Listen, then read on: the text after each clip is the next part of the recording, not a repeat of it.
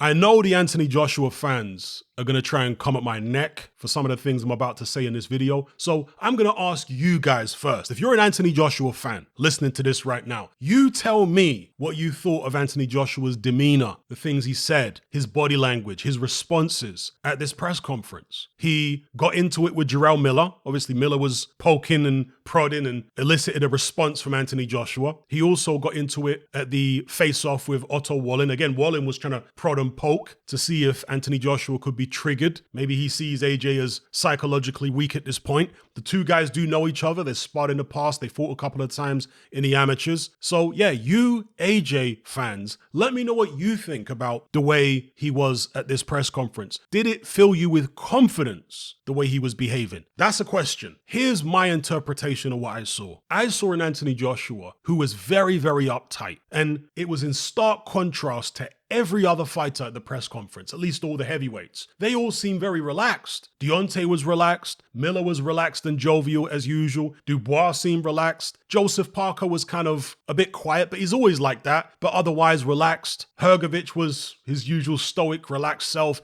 Everybody was relaxed except for Anthony Joshua. Joshua seemed very uptight, tense, and maybe some people will say that might help him here against Otto Wallin because he's going to go in there with a destructive mindset. Well, possibly. Or maybe he'll go in there with a very anxious mindset. You know, I said in a separate video about the Jarrell Miller-Daniel Dubois fight that generally deep thinkers tend to be more prone to anxiety than people who are not so deep thinkers. It's a generalization. It's not a hard, fast rule. Okay, there are some deep thinkers who have very little issues with anxiety, and there are some people who are not deep thinkers that have serious issues with anxiety, okay? But generally speaking, deep thinkers tend to be more prone to anxiety because they are more prone to overanalyzing and overthinking. And AJ fits into that category, constantly overthinking. He admitted as much. So what I saw in this press conference, AJ versus Wallin, where Jarrell Miller was getting involved, is AJ still overthinking and looking very anxious.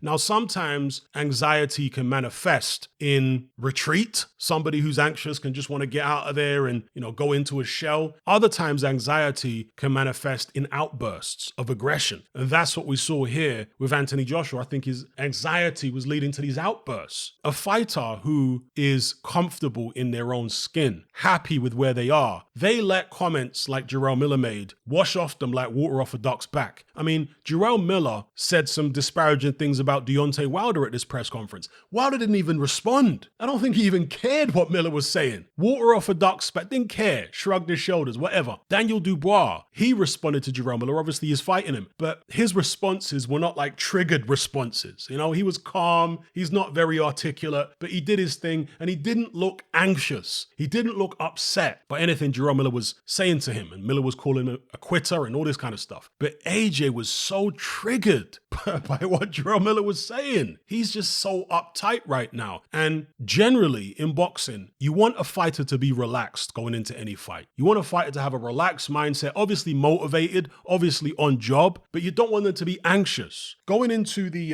Helenius fight, AJ seemed a bit more animated than usual, but you saw in the ring that he was extremely anxious, and that's not conducive to great performances.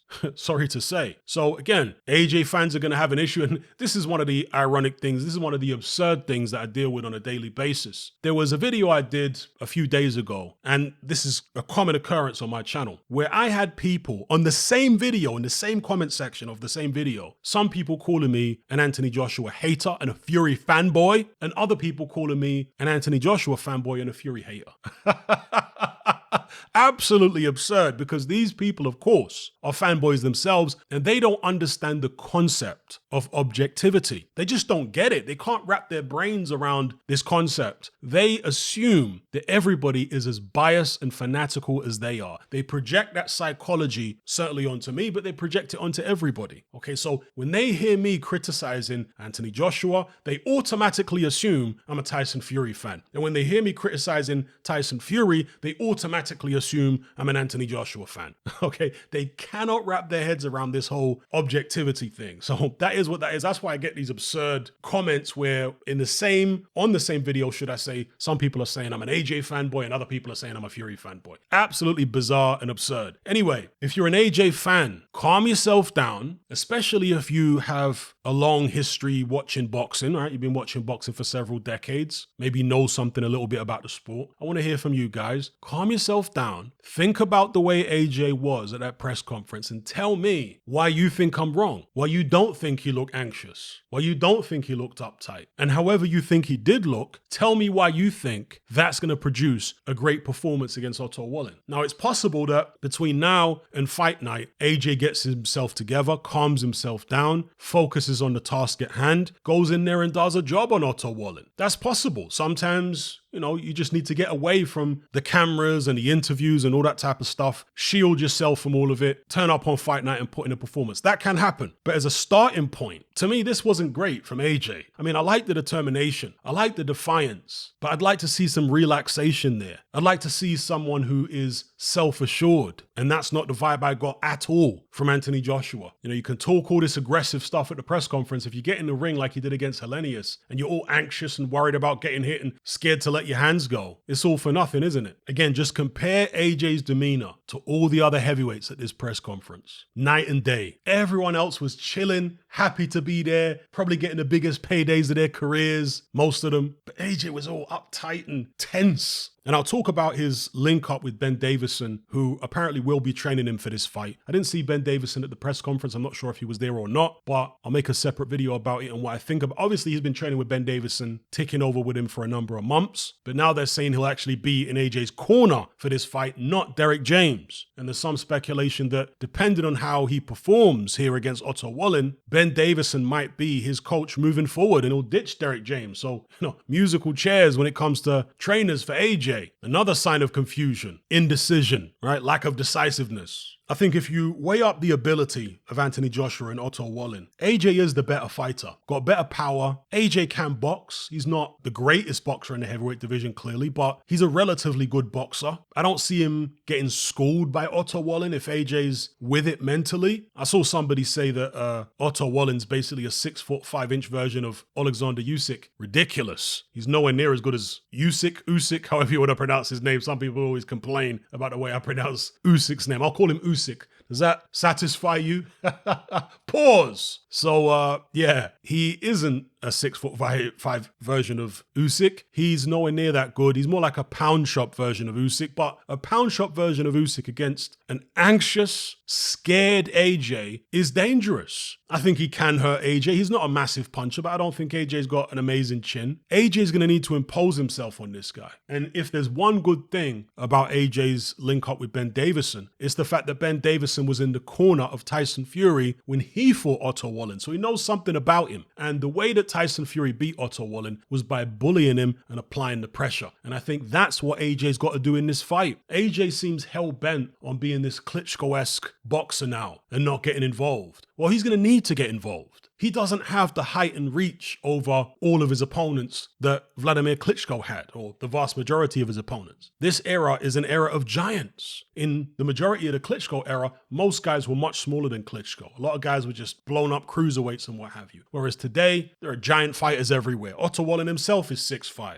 He's only an inch shorter than Joshua. So he's not going to be able to just sit behind the jab and jab, grab like Klitschko. He's not going to be able to do that against a lot of these guys. They're too big. He's going to have to get stuck in and get involved and impose himself on a lot of these fighters. And I think Otto Wallin is going to be one of those guys. If AJ can't get stuck in this fight, he's going to get outboxed. It might not be a schooling the way the Usyk fights were, but I still think he could get outboxed if he's not at the races, if he's hesitant. So I think this is also a very interesting fight. And by the way, I'll talk about this in a separate video, but the reason for AJ picking Otto Wallin as an opponent has been speculated by many. Shout out to Ocean Blue in my boxing group, because he was saying a couple days ago that he thinks it's AJ and Eddie Hearn positioning themselves, or attempting to position themselves, to fight for the vacant IBF belt, which we expect to become vacant sometime in the first half of 2024. Otto Wallin is ranked number 2 by the IBF. Hrgovic is number 1. Hrgovic, I heard that his contract with Matchroom and Wassam has expired, so he's a free agent now, but he might renegotiate and re-sign with them. So the idea would be AJ beats Wallin and then fights Hrgovic for the vacant IBF. Eddie Hearn is confirmed that that's one of the reasons they picked Otto Wallin. So it's not speculation anymore. That's been confirmed straight from the horse's mouth, which then makes you think, do they have any intention of fighting Deontay Wilder at all? If they don't, well, that's a duck, because the Saudis still want to make that fight. Eddie Hearn's admitted that they do. We'll talk about that in a separate video. But for now, let me know what you guys thought at a press conference, how AJ was, how Wallin was. I thought Wallin was fine. Although if you wanted to be critical of Wallin, you could say, if he's really that confident in his ability to beat Anthony Joshua, would he feel the need to do that? Wallin is from Sweden, right? Scandinavia. AJ's last opponent is also originally from Sweden, Robert Helenius. Although he grew up in,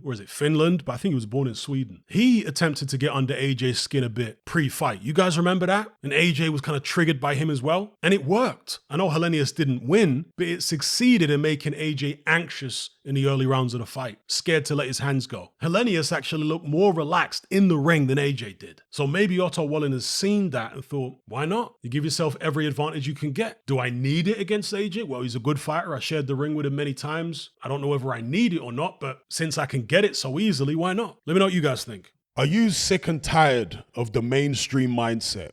Does the dogmatic conformity and pathological ignorance have you tearing your hair out in frustration? Then don't be alone. Come and join our brotherhood on Patreon. We stand as a beacon of reason against an army of insanity. You'll gain access to my weekly topical podcast, where we take more deep dives than Jacques Cousteau on an endless variety of subjects. There's also videos, interviews, live Q&As, as well as a vast back catalogue of previous episodes, including my popular Confessions of a Nightclub Bouncer series. You can listen via the Patreon app or download in high-quality MP3. Connect with myself and hundreds of other members in our Element chat group. There's no contract, no commitment, you can cancel at any time, and it's cheaper than a Mickey D's McMuffin. Just head to my Patreon page via the link below this video and select the tier called the Brotherhood of Reason. I'll see you over there.